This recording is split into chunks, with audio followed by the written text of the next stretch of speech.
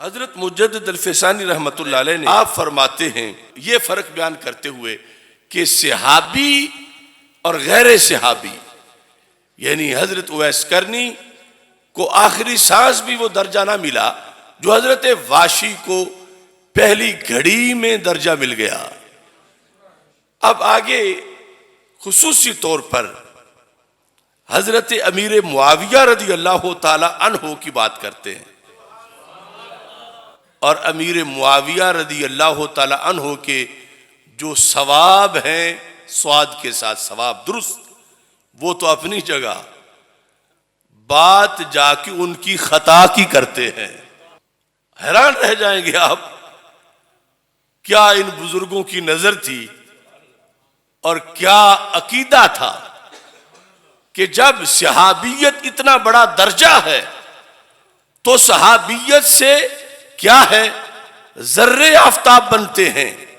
نیند بھی دوسروں کی بیداری سے افضل ہے، ان کے تھوڑے سے جاؤں دوسروں کے اونٹ پہاڑ جتنے سونے سے افضل ہیں۔ تو کہا پھر امیر معاویہ رضی اللہ تعالیٰ عنہ کی خطا غیر صحابی کے درست سے کہیں زیادہ افضل ہے۔ خطا ساتھ اجتہادی کی بھی قید نہیں لگائی، حالانکہ مراد اجتہادی ہے۔ لفظ کیا ہے؟ فرمانے لگے پھر سنو، فلا جرم، یقینی طور پر سارا خطاؤ معاویہ تھا خیرم من ثوابہما، سارا بن گئی خطا کس کی؟ حضرت امیر معاویہ رضی اللہ تعالیٰ عنہ کی۔ کیا بن گئی؟ خیرن، خیر بن گئی۔ یہ اس قوم کے لیڈر ہیں جنہیں آج خطا توہین نظر آتی ہے، ان ان پڑھوں کی بنیاد پر کہ وہاں پر شرف صحبت ملنے کی وجہ سے ان کی خطا کا وہ درجہ ہے جو غیر صحابہ کے ثواب کا درجہ نہیں ہے۔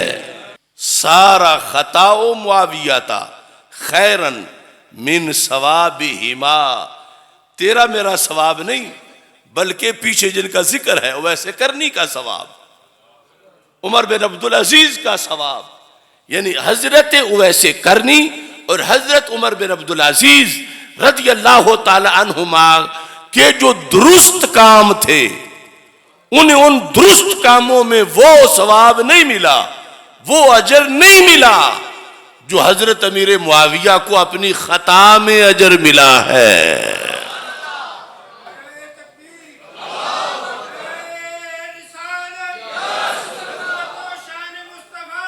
پھر لفظ سنو، سارا خطا معاویہ تھا۔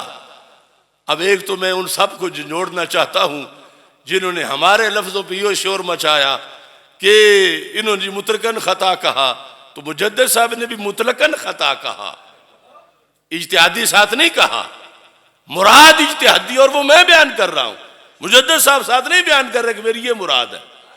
میں نے اس سے پہلے بھی بیان کیا اسی تقریر میں، اس سے بعد بھی بیان کیا اسی تقریر میں، اور پھر کئی بار زندگی میں بیان کیا اپنی تقریر میں، لیکن ان جاہلوں کو ابھی تک مسلک مجدد کی خبر نہیں ہے۔ سارا خطا معاویہ تھا کہ حضرت امیر معاویہ کی خطا کیا ہوگی؟ افضل ہو گئی۔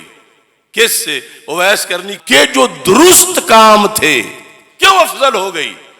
کیا چیز مکس تھی امیر معاویہ رضی اللہ تعالیٰ عنہ کی خطا میں؟ کیا چیز مکس تھی کہ ان کی خطا ان بڑے بڑوں کے ثواب سے خیر بن گئی؟ مجدد صاحب کہتے ہیں بے برکت صحبت النبی صلی اللہ علیہ وسلم، صحبت نبی کی برکت مکس تھی، ویسے کرنی کی تہجد اس خطا کو نہیں پہنچ سکتی۔ ان لوگوں نے سمجھے نہیں شرف صحابیت کیا، بے برکت صحبت نبی صلی اللہ علیہ وسلم۔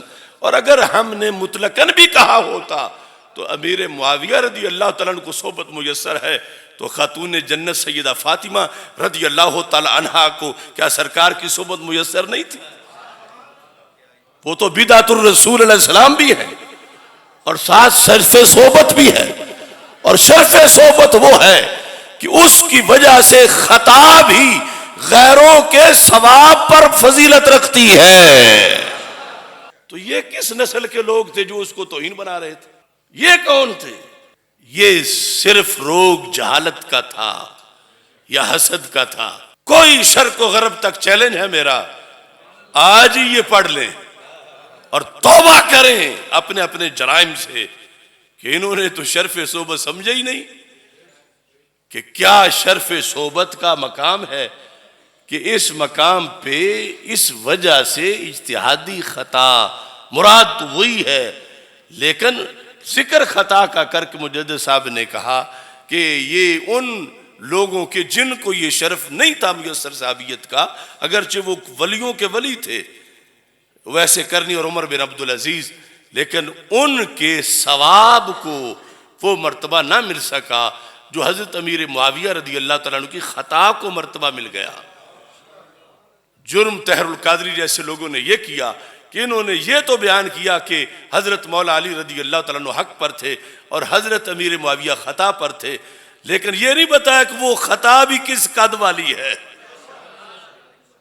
بالیقین مولا علی ان جنگوں میں حق پر تھے، بالیقین حضرت امیر معاویہ خطا پر تھے، لیکن یہ صحابی کی خطا